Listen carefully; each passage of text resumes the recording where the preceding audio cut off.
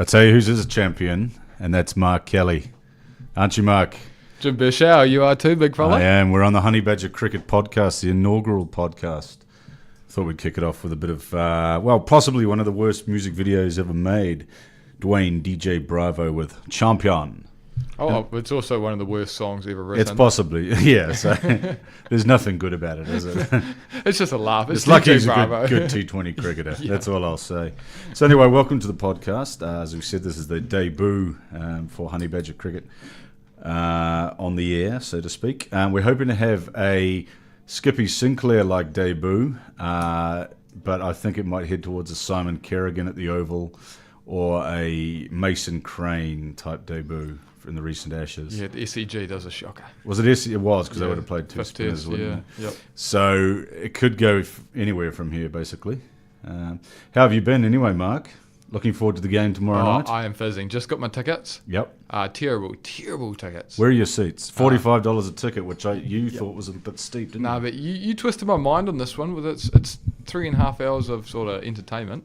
Sort of entertainment. Well, it is entertainment. Well, hopefully be entertainment. It's going to be. Massive crowd coming too, apparently. Yeah, 50. Supposed to be sold out tomorrow. Now, shit, that is a big crowd for a T20 game. Well, for Eden Park in general. And it's Friday night. They've got the little. Everyone will be late as well, because they'll all be stuck in the Kingslander beforehand. Everyone will rock down with about 8 overs into it. That's what usually happens. Which bar are you going to? Good point. I don't know, but we will have to liaise on the official Honey Badger pre-match knees up, so to speak. I think we're having it. I want to say Citizen Kane, but I think it's called Citizen Park in Kingsland. Oh, so yeah, I've got the Dominion Road ones. Yeah, so we'll have official cricket warm-up party there. Yeah. Brought to you by honeybadgercricket.com, as always. When we say always, for the first time, but from now on it will be. Got a great sets of cricket gear, Honey Badger. Great bats. Mark, you've used one of the bats recently. Yeah, it's actually better using backyard cricket, and my average has skyrocketed into the high 50s. High 50s?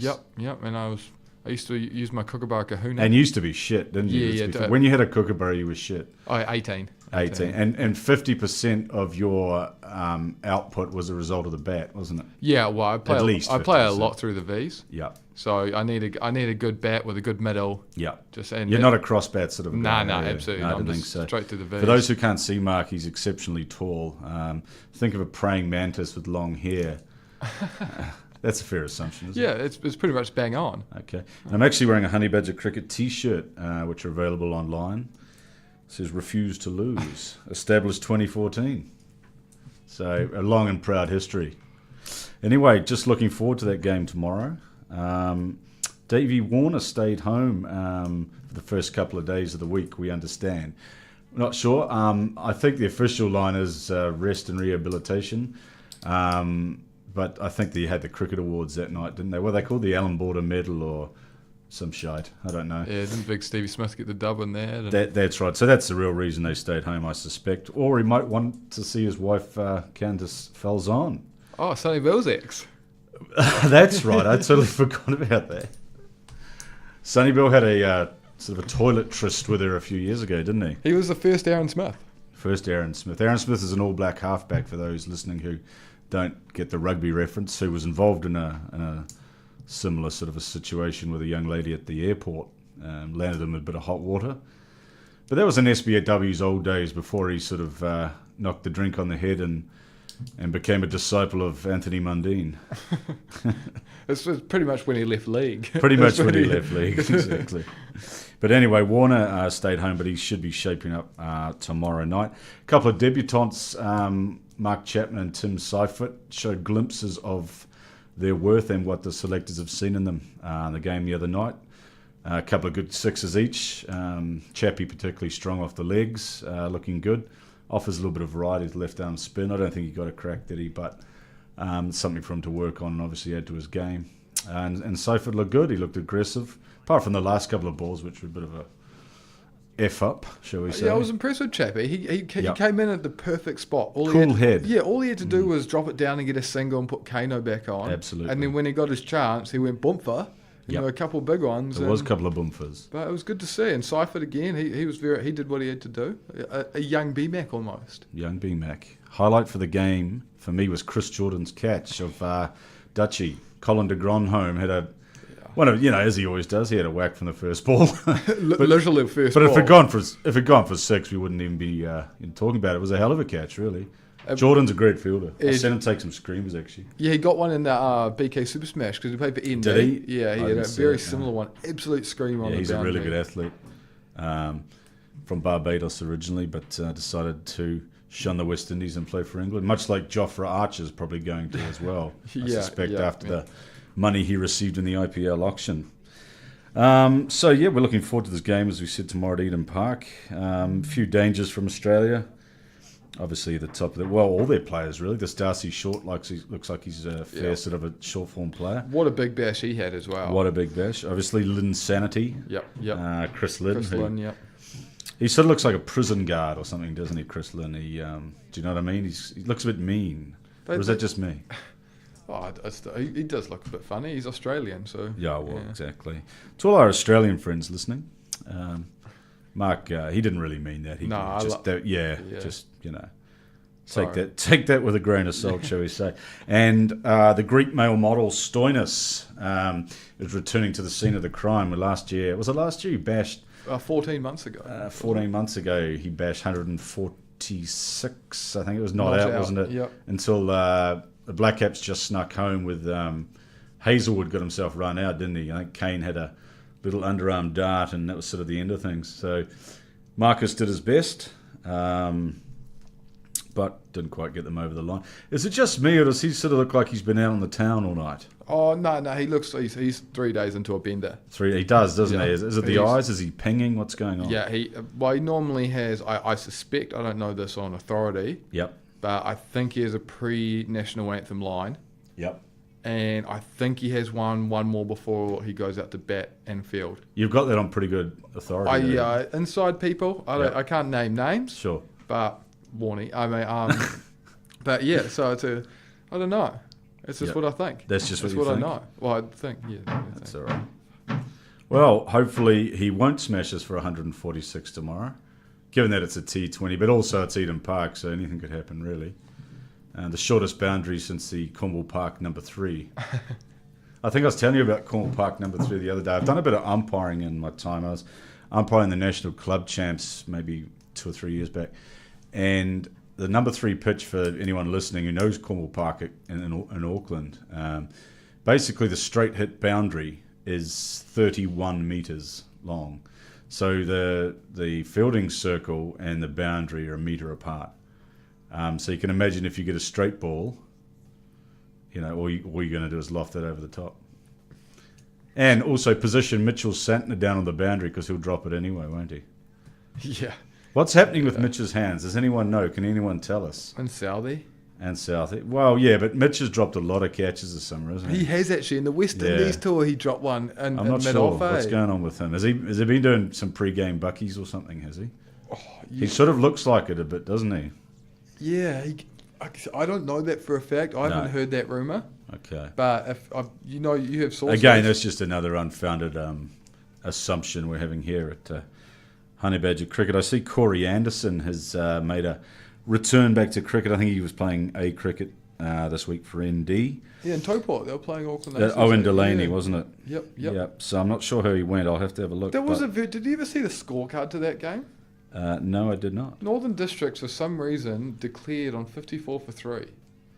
Okay, did they declare behind to advance the game, perhaps? But that was their first innings.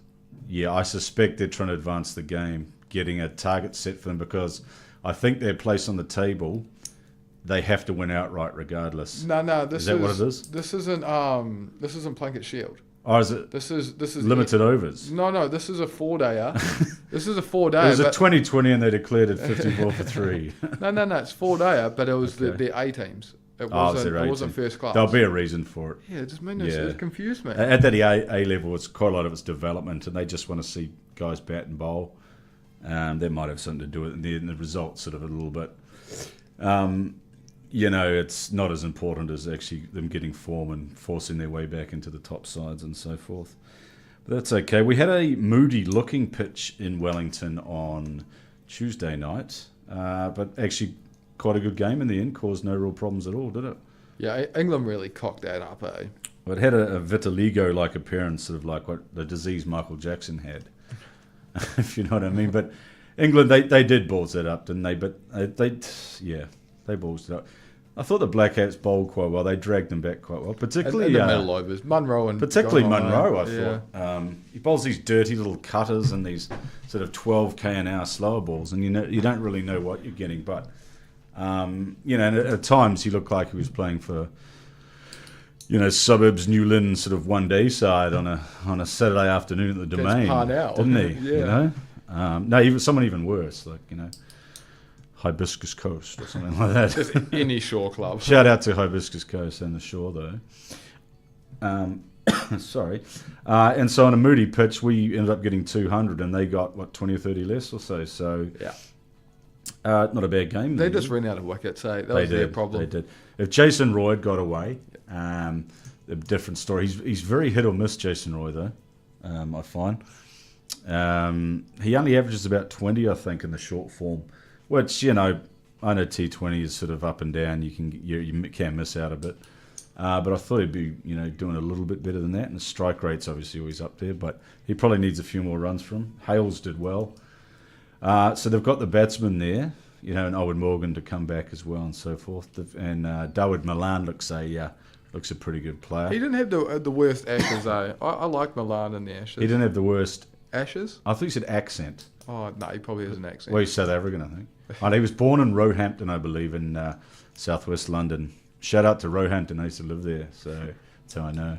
Anyway, and Dawood, I think he grew up like a lot of them in South Africa and came back. But anyway, he looks like a scrapper. He looks because he's about 30 as well, so he's been around a while. So I think, England is still. I mean, they have to win. They're screwed if New Zealand wins, obviously, tomorrow. But it'd be nice to see England sort of win one game at least. When is the other 2020? I haven't even looked that far ahead. I think it's on Sunday, is it in the Tron, perhaps, or Tuesday, one of the two. It's in the Tron. This is the most drawn-out T20 series I've ever seen. Yeah. New Zealand last played, apart from Tuesday, they was played about sort of 3 months before that, the first game. It seems to be taking a long time. Yeah, it was before the third test, the Ashes. It was. I was looking at the England schedule, actually, and they've been on tour since early November. Yeah. And they won't get home till start of April. So that's a big winter for them, really. I know they'll have some of the guys will go home and have a lie down. Most of them have, like Stuart Broad buggered off ages ago. Well, Stokes has certainly had a decent break, hasn't he? He just arrived this morning. Arrived, did he? Okay. He arrived just this morning. Well, that'll be interesting to see how he goes. I think he's not playing on the game Tuesday, though, by the sounds of things. Would be surprised if he got the call up. Would be. Why not throw him in there, especially if they're out of it? If New Zealand knock over Australia, England might as well just throw Stokes in. It's not like it's a must-win. Or Stokes, he could play for the Black Caps. That's right. Why not? Mark Chapman's just sort of swapped countries, doesn't he? So everyone's doing it. But that's good. There doesn't seem to be any injury concerns or anything coming out of the camp. So I think New Zealand will probably go with the same team that we had in the last game. Yeah, you can't see anyone. Well, the balance looked pretty good, I thought, for once. Maybe drop Satner, but I'll say that every game. Yeah. Well. Or just use a specialist fielder, aka how England used to do when in the old days. Do you remember when Gary Pratt in the 2005 Ashes ran out Ricky Ponting? Oh yeah, it was it was the biggest stitch up in history. They used the best fielder in England, effectively, and said, we'll use him as a substitute 12th man sort of thing. And the fast bowlers keep going off the field, and because they used to go out after their spell, they'd go back to the change room. This is the thing. But Gary Pratt would come on, and he was the best fielder in England. And then he ran out Ricky, and Ricky had a big spit, obviously, on the way back. I to do the remember sheds. that. That's a good documentary if you've ever seen it. It Is a good documentary. Ashes. Yeah. It's basically all you see is Flintoff and getting pissed, and Peterson sort of alienating people as usual, and Warney with hookers. Yeah, Warney with hookers, and Paul Collingwood get an MBE for scoring 7.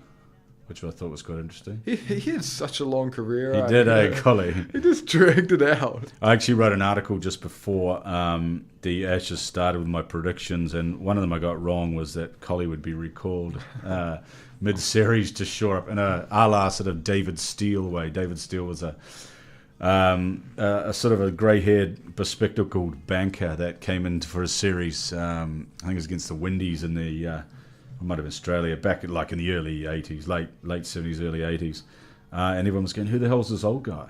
Do you know what I mean? And he showed, resolve and like his name, a bit of steel. So that was a nice little segue, wasn't it? David Steele.